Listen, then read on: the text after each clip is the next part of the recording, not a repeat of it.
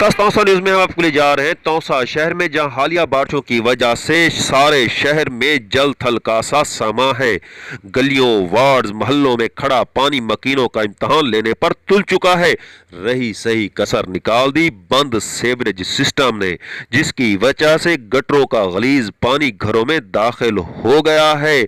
और अब मकीन ये गलीज पानी इलेक्ट्रिक मोटरों के जरिए बाहर निकालने की जुस्तजू में लग चुके हैं। मकीनों ने तौसा न्यूज से गुफ्तगू करते हुए कहा कि इंतजामी बेहिसी का ये आलम है कि कई दिन गुजर जाने के बावजूद भी सीवरेज होल्स खोले नहीं गए। जानते बूझते मकीनों को मुश्किल में डाल दिया गया है।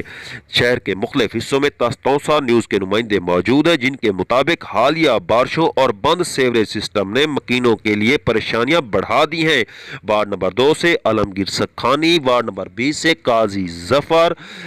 वार्ड नंबर 19 से इरफान बुजदार, वार्ड नंबर 17 से खालिद खान, कच्ची आबादी से अकील हैदर, अल मुर्तजा टाउन से अकील कैसरानी, बस्ती टुब से गुलाम शब्बीर, जो काजीवाला से काजी जियाउल्लाह के मुताबिक हालिया बारिशों की वजह से मकीन इंतहाई परेशानी में डूब चुके हैं और इंतजामी बेहिसी का ये आलम है कि उसका रावी चैन ही चैन लिखे जा रहा है। हम आपको लिए जा रहे हैं कॉलेज रोड निज तामीर नौ अकेडमी में, जहां पर वाक़ है सीएम हाउस। यहां पानी तेजी के साथ बढ़कर दुकानों में दाखिल हो रहा है, जिसकी वजह से दुकानदारों का लाखों करोड़ों का नुकसान होने का भी अंदेशा पैदा हो चुका है। मकीनों ने तौसा न्यूज़ से गुफ्तगू करते हुए कहा कि मुतअद्दिद बार इंतजामिया से राब्ता करने की कोशिश की गई, मगर बेहिसी का ये आलम है कि ना ही हमारी फ़ोन कॉल सुनी जाती है और ना ही मैसेज पर कोई जवाब दिया जाता है। हम वज़ीर आला पंजाब सरदार उस्मान बुजदार से मुतालबा करते हैं